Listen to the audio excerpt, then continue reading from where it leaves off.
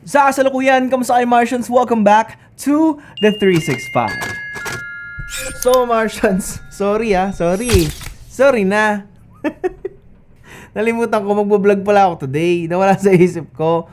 Normal na human being ako today. Tapos parang, Sunday, chill lang. Tapos, ay gago, may daily vlog nga pala ako. So, today is another day and it's Sunday. I hope you guys are doing well. I hope you guys are spending your time sa mga dapat nyong pinag-i-spendan ng time. Simple as that. The people here are great. Especially yung mga Martians natin dyan. Sobrang na-appreciate ko kayo. Still, we're going strong at 100 views. Not bad. Some views don't. Some views not below 100. Some really are at 100. Pero it's time to change the strategy. Pero alam nyo, excited talaga ako kasi ngayon today I'm planning kung anong gagawin ko sa birthday ko. Kasi alam mo, minsan lang naman tayo mag-birthday eh. Once in a year lang naman ang birthday ng tao. Diba? Paano pa kaya yung once in every 4 years, no? Yung mga leap year yung birthday.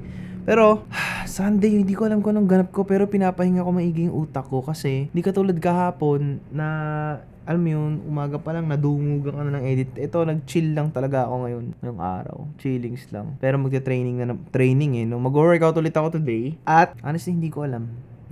Parang gusto ko mag-Bermosa. Gusto ko tumakbo sa Bermosa. Talunin ko yung record ko na 8 kilometer, gawin ko ng 10. Kaso baka hanggang 5 lang kaya ng katawan ko. Tsaka hindi pa nga kasi ako ganun. Hindi naman ako runners talaga. Lifters ako. More on lifting yung gusto ko. Parang yun. Pero kailangan kasi natin i-develop yung character set natin. Dahil yun nga, medyo umiedad na tayo ng slight lang naman. Aging like fine wine dapat, hindi aging like bahaw.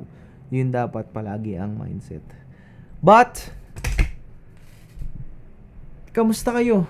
Alam nyo, yun lang. Comment down below kung kamusta kayo. Yun lang masasabi ko. Tignan ko muna kung anong magagawa natin today. Kasi, ayun eh. Ito ka nagpaplano ako ng trip. Siyempre, yung mga susunod na mangyayari sa daily vlog natin masaya. At saka, medyo malapit-lapit na yung 200 special. July na agad. Hindi mo kasi mamamalayan. Ang bilis lang ng buwan eh. Tod ngayon, di ba? May na. Parang nakaraan lang. Nagsimula tayo ng vlog. Na ramdaman natin yung mga dapat maramdaman sa daily vlog. Ngayon, naging part na tong daily vlog na parang backbone ko na lang siya and everything. But, ayun nga, I try to make every day as memorable as I can. Hindi ko alam bakit, pero siguro kasi this would be the only year in my life na magiging recorded for at least 365 days straight.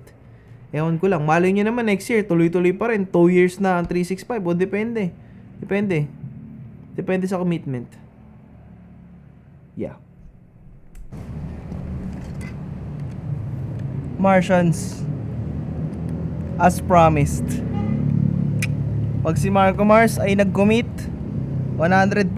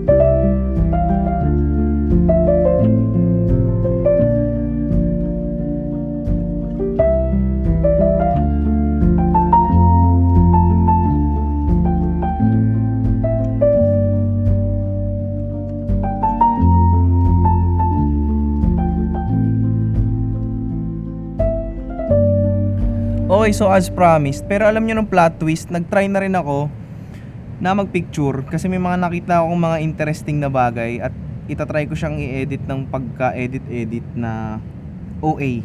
Gusto ko makita ko anong kaya kong gawin sa photo capability nito since 48 megapixels siya. So ayun. Yeah. So I don't think na kaya kong magpalipad dito araw-araw kasi parang same scenery lang. Pero siguro sana after sa lahat ng pupuntahan ko simula today, talaga dapat araw-araw na ako nagpapalipad. Yun nga lang, kailangan natin i-take yung consideration kung sa mga lugar na pupuntahan ba natin pwede mag-drone o hindi. Ow. Kaya ayun, init ang battery. Pero so far goods naman yung battery. Tagal pa rin lifespan. Tsaka sa mga drone owners dyan na wala pa nito, bumili kayo ng ganito. Bumili kayo ng ND filter para hindi laging sabog.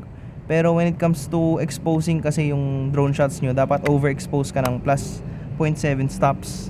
Tapos ang ideal ISO lang is 100 at 800. Ewan ko, para sa akin yung mga usable na malinis na ISO, katulad nitong S3, usable ISO 12,800 tsaka 640.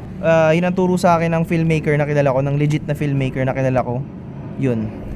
Kaya tara. So may naisip ako today, Martians, na something na malupit bago ako mag-workout na i-share sa inyo. I-review natin yung mga memes na sinesend sa atin nitong mga nakaraang araw ng ating mga Martians na napakalupit, na ang tsaga-tsaga mag-screenshot at isend sa akin. First meme na i-review natin, I think galing to sa tropa ko. Alam mo naman kung sino ka. Ito yung meme. Looking for photographer with pre-vid highlights, May 25, Cavite area, budget lang. Puk. Ay nako, free video highlights. Photographer na merong free video highlights. Kung sino ka man, sana mabagsakan ka ng bato. Ewan ko ha. Sana guys, wala namang gumawa ng ganito na free ang video highlight. Hindi mo kasi, kumbaga pag ginawa mo to kasi as a photographer, super duper disrespectful nito sa mga professional videographers talaga. Ako hindi ko ginagawa lahat for free sa ngayon.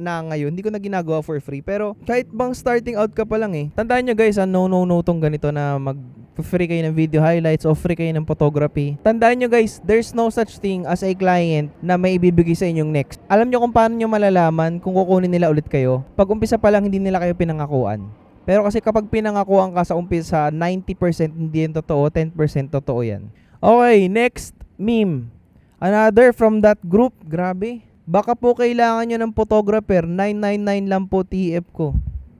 Guys, wag naman ganito.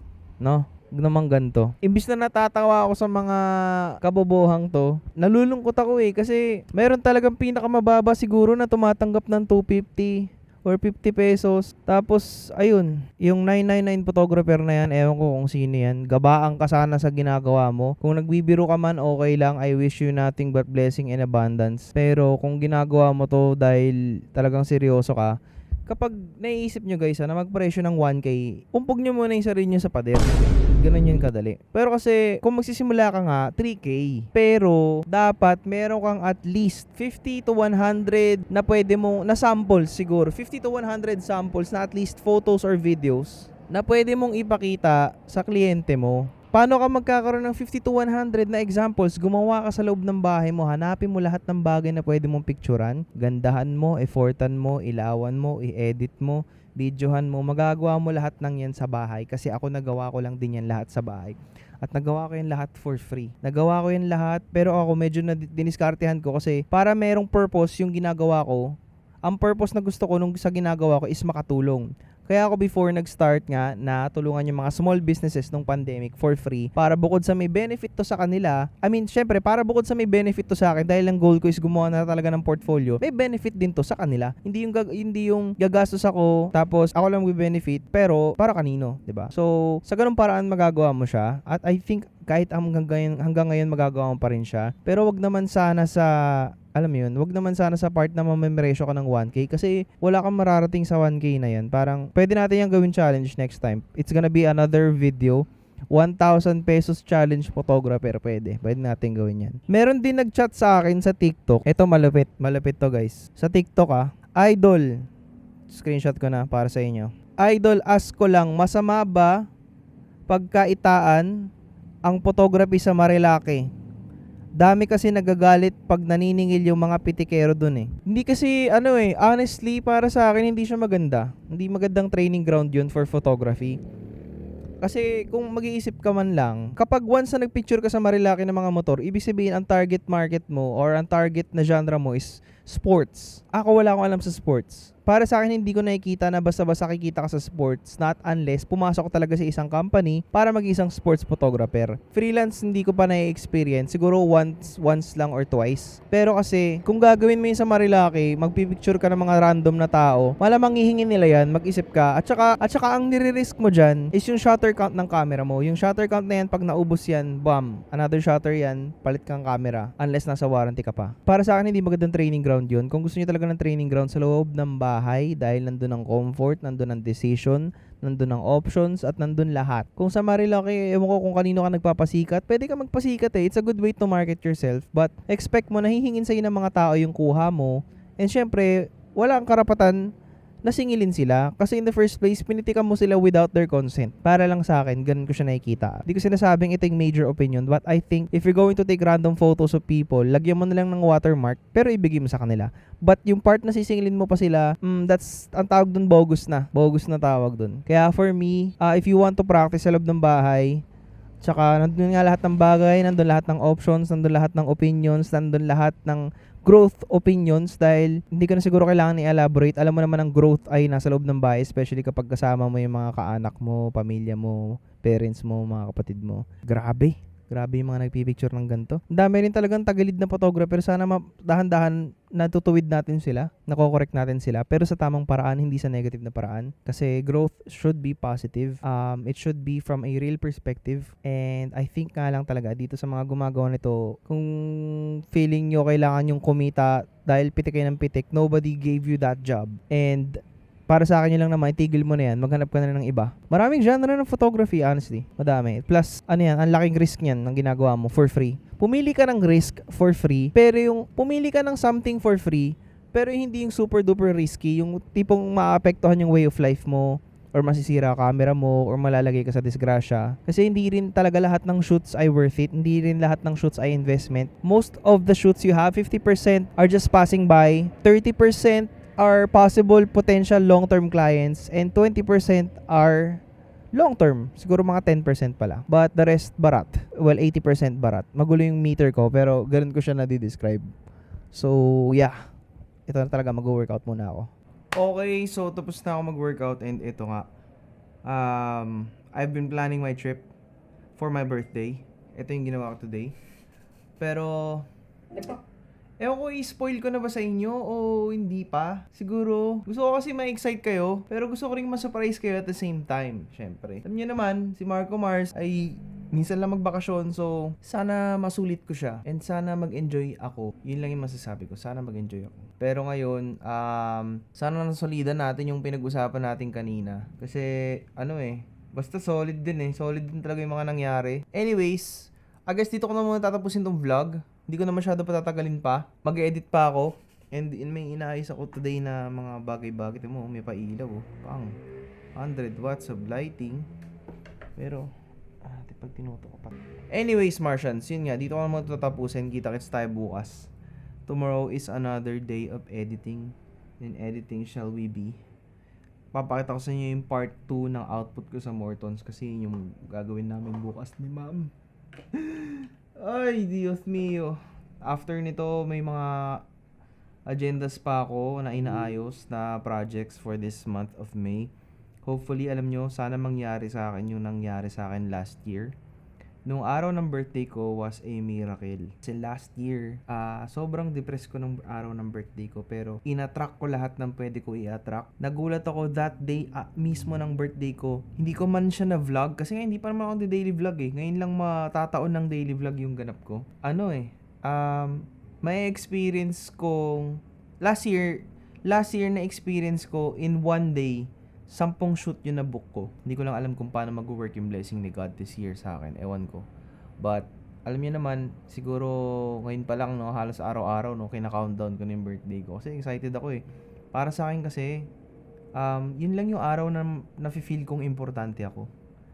Kasi I understand that in this universe we lived in, or we live in, hindi lang ikaw yung nabubuhay, hindi lang ikaw yung importante at hindi ka importante. You're basically a part of it, but you're not that important. And siguro para sa akin, yun lang yung araw na feeling ko na pagbibigyan ako ng buong mundo sa mga bagay na gusto ko. And yun lang din yung araw na para sa akin, yun lang yung araw na mapipili kong gawin yung mga gusto kong gawin ng maayos.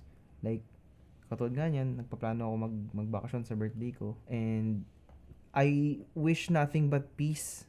Not just me, sa inyo. Blessing in abundance, hindi lang sa akin, sa inyo din. Lahat ng klase, kung shooter ka, kung videographer, photographer ka, ang hino-hope ko lang din sa kapwa ko is magkaroon kayo rin ng mas maraming shoot. Kasi, career natin to, deserve natin ng maraming projects, deserve natin ng masarap na buhay kasi mahirap yung trabaho natin. And ito siguro itong bakasyon ko na to talagang e-effortan ko to. Effort to the max. And ayun, sa mga nagpe-pressure dyan ng 999, good luck talaga. Yun ang masasabi ko. Marco Mars. Kita-kits na tayo bukas. Peace out.